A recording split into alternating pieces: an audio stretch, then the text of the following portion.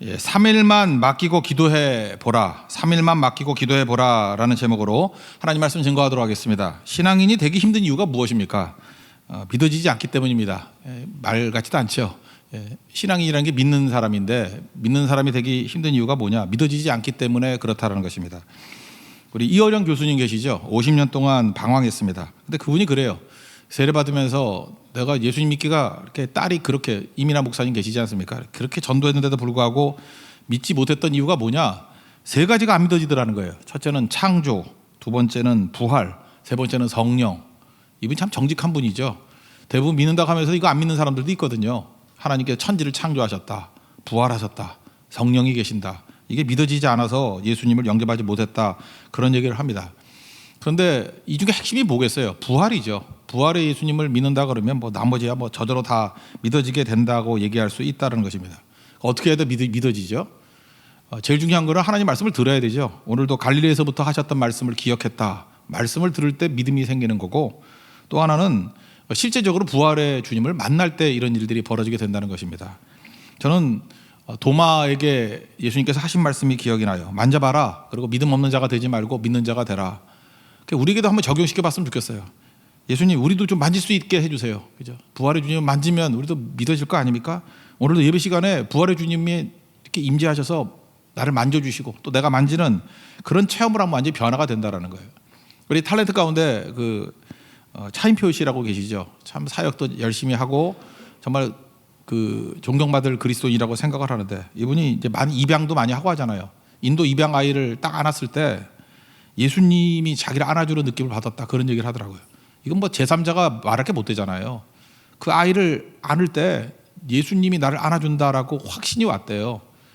그 뭐 본인 얘기인데 남이 뭐라고 할 수 있겠어요. 거기서부터 뜨거움이 생겨서 주님과 함께 동행하는 인생이 되는 거 아니겠어요? 오늘 예배가 뭡니까? 주님 나를 만져주시는 시간입니다. 부활의 주님이 나를 만져주시면 확신이 오고 그때 변화의 능력이 나타나게 된다는 거예요. 많은 사람들이 신앙을 내가 노력한다라고 생각하는데, 진짜 변화는요, 부활의 주님 만나면 나타나는 것입니다. 두 가지 아닌 거 잠깐 접근하면 안 돼요. 참된 믿음의 변화라는 건 노력이 아닙니다. 노력이라고 생각하니까 잠깐 화가 나는 거예요. 그죠? 내가 이렇게 했는데 왜 결과가 안 나와?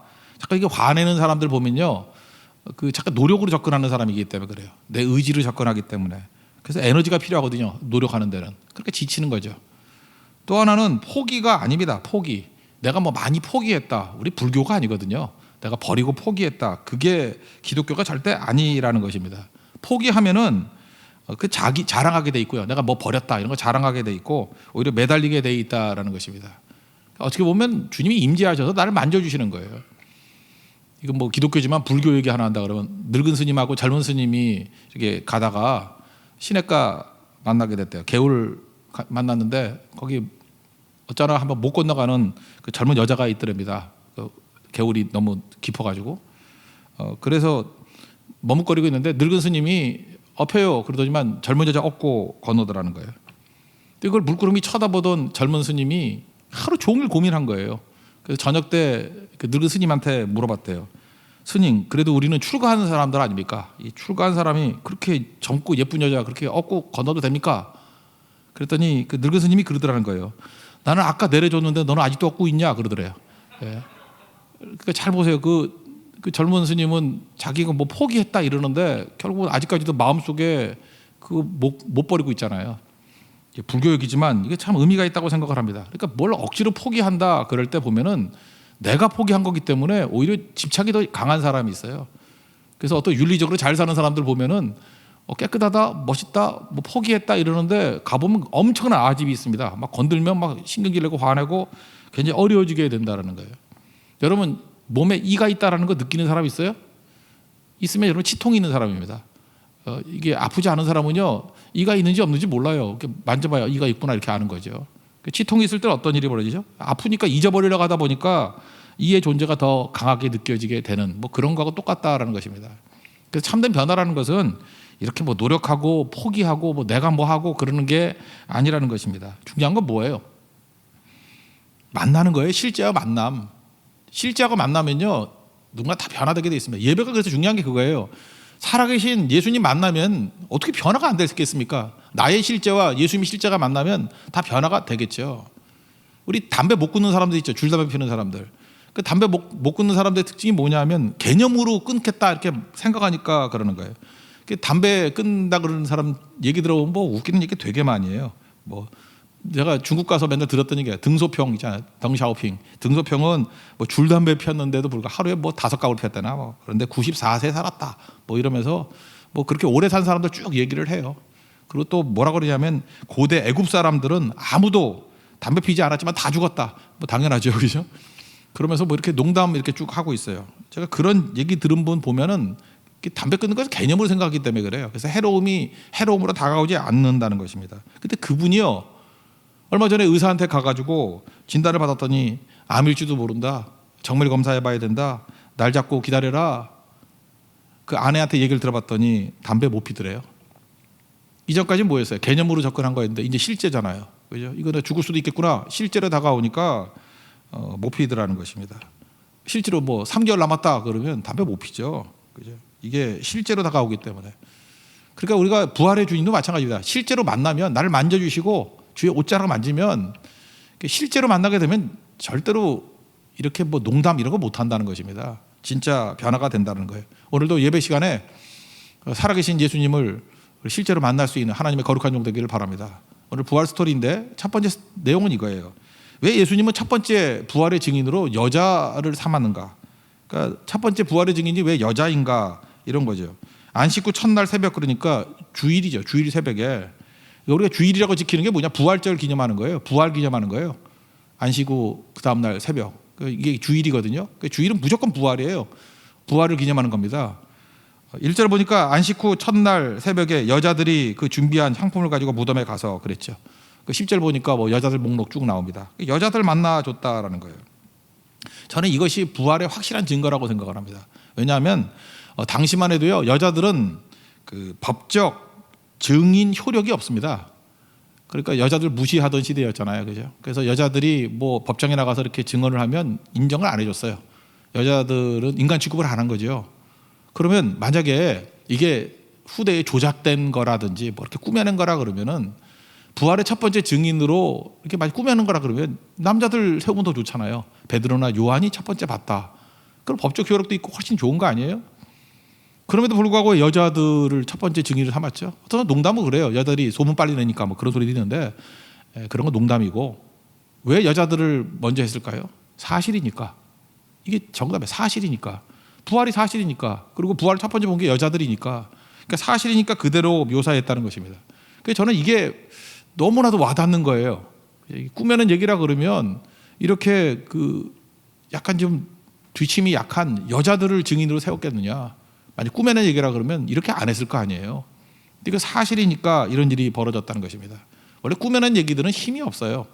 삼국지 얘기 하나 해볼까요? 삼국지에 보면은 그 조조가 막 유비 막 쫓아오잖아요. 그때 유비가 뭐 이렇게 백성을 사랑한다며 뭐 혼자만 도망 못 가고 백성 다 끌고 간다. 뭐 그런 장면이 나오잖아요. 그래서 속도가 느려졌습니다.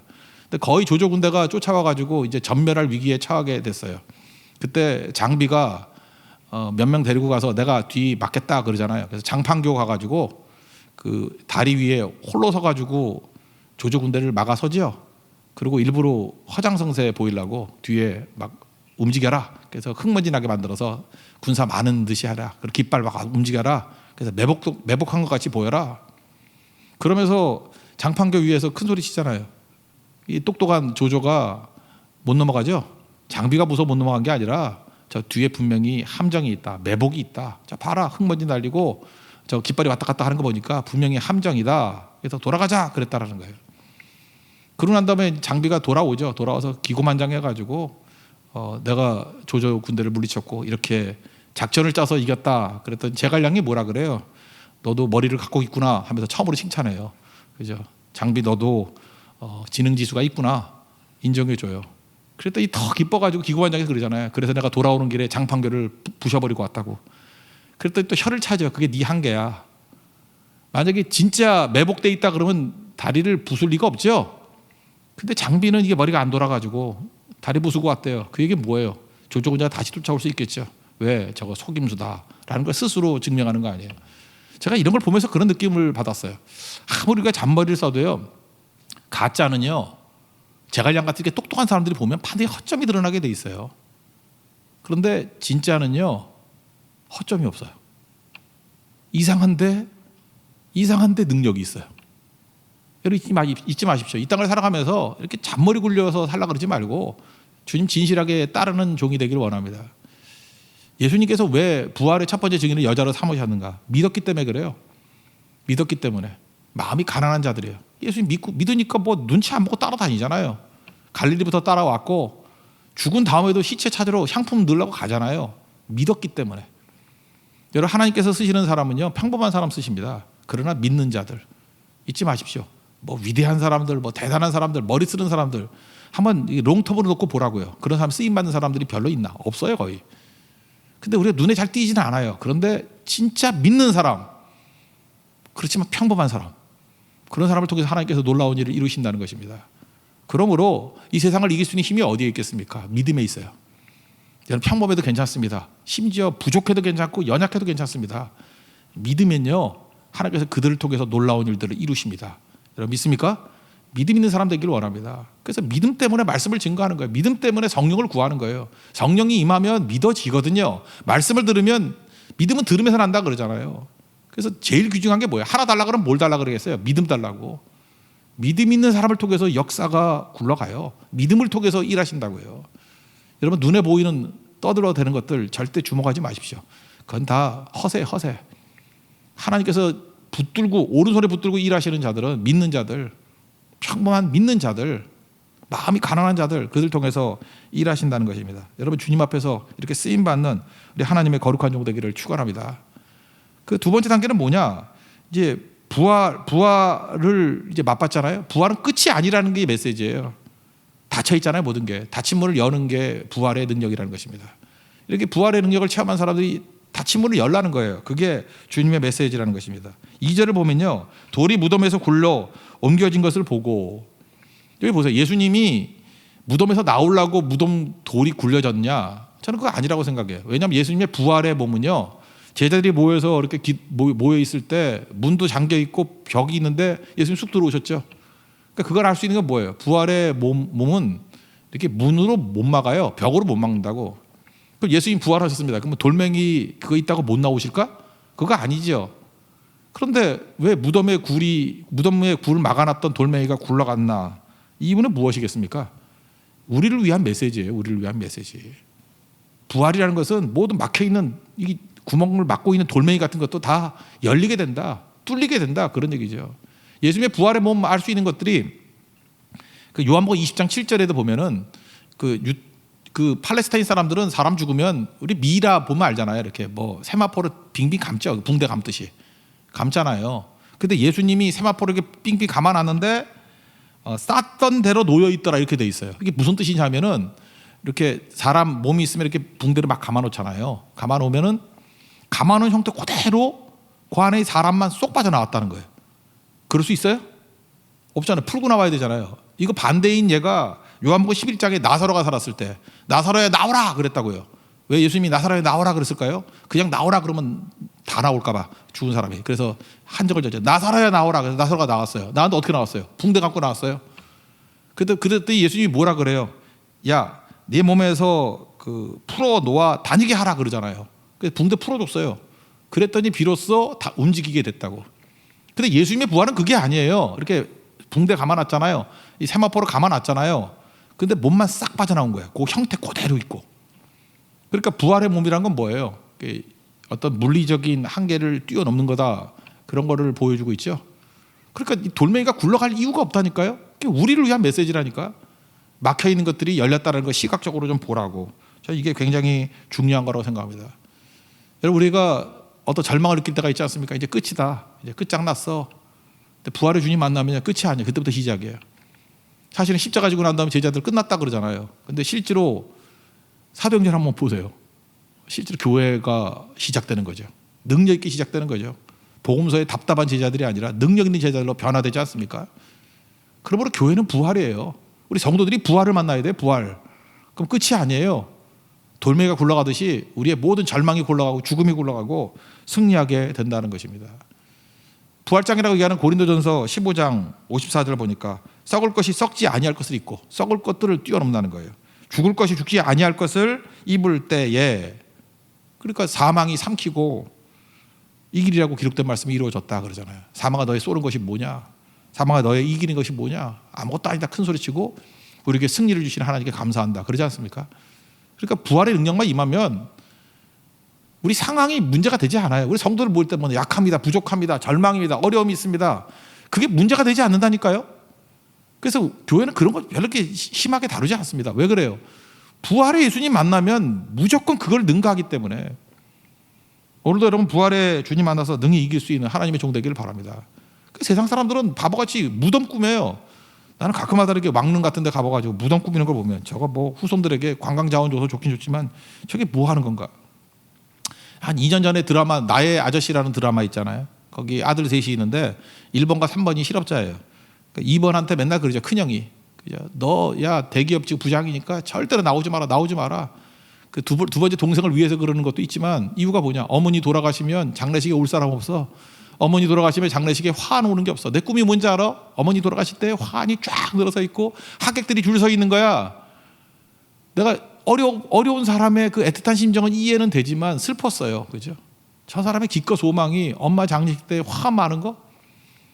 그거지. 돈 좀 풀면 자기가 사도 되지 뭐 화환이야. 그죠? 사람이 돈 주고 오면 알바생들 부르면 다 와요. 근데 어떻게 소망이 이런 건가? 그죠? 이게 안타깝지만 애틋한 마음이 있지만 정말 안타까웠어요. 그죠? 이거 왜 그래요? 그거 넘어서는 게 있는데. 여러분 인생에서 장례식 꾸미려고 그러지 마십시오. 장례식 뭐 개떡같이 해도 괜찮아요. 천국에 영원한 삶이 있는데 우리는 무덤 꾸미지 않아요. 그죠? 우리 장례식 꾸미려고 하는 존재가 아니라는 것입니다. 문제는 뭐예요? 그게 끝이 아니라는 거예요. 끝이 아님을 보여줘야죠. 성도는 장례식에서도 끝이 아님을 보여줘야 된다고. 이제 시작이라고, 이제 새로운 힘이라고. 그래서 장례식에서 찬송 부르는 거 우리밖에 없어요. 장례식에 누가 노래를 불러요? 울지. 근데 우린 찬송 부르잖아요. 이유가 뭐예요? 시작이라는 거예요. 이제 새로운 것이 시작되었다 그런 거죠. 시편 37편 24절 보니까 그는 넘어지나 아주 엎드러지지 아니하면 여호와께서 그의 손으로 붙드심이로다. 우리가 넘어질 수 있습니다. 그렇지만 아주 엎드러지지 않아요. 왜요? 부활의 주님이 우리를 붙들고 있기 때문에. 다시 일어나는 사람을 믿습니까? 그게 성도의 능력이고 부활의 능력이라는 것입니다. 고린도서 4장 8절도 보세요. 뭐 사방으로 우겨쌈을 당하도 쌓이지 아니하고 답답한 일 당해도 낙심하지 아니하고 박해를 받아도 버림받지 않고 쭉 그러잖아요. 이유가 뭐예요? 부활의 주님 붙들었기 때문에 그렇다는 거예요. 내 힘으로 사는 게 아닙니다. 주의 능력으로 살아가는 거예요. 부활의 증거 가운데 제일 큰 증거가 뭡니까? 예수님 제자들 보세요. 제자들 어떤 사람이에요? 세상적이었고 서로 누가 높은가 그러고 근데 시각이 세상밖에 없었잖아요. 그리고 육적이고 두려워하고 쫄고 맨날 흩어지고. 근데 그들이 갑자기 변하는 이유가 뭐예요? 뭔가 있었구나 그거 아니에요? 무슨 일이 있었구나. 그 무슨 일이 뭐예요? 예수님 부활하신 거고요. 부활하신 주님 만났기 때문에 그런 거죠. 우리도 마찬가지입니다. 이게 변화가 안 일어나는 이유가 뭐냐면 변화하자가 아니에요. 기독교는. 부활의 주님 만나면 어떻게 변화가 안 되겠어요? 다 뒤집어지지. 실제를 만나는데 아까 그 체인스모커 얘기했잖아요. 줄담배 피는 사람. 뭐 이것저것 농담하던 사람이 진짜 당신 암이야. 암일지도 몰라. 3개월밖에 못 살아. 이러면 어떻게 담배를 피겠냐고. 좀 부정적인 얘기면 변화가 되잖아요. 실제를 만나면 이렇게 다 변화가 된다라는 것입니다.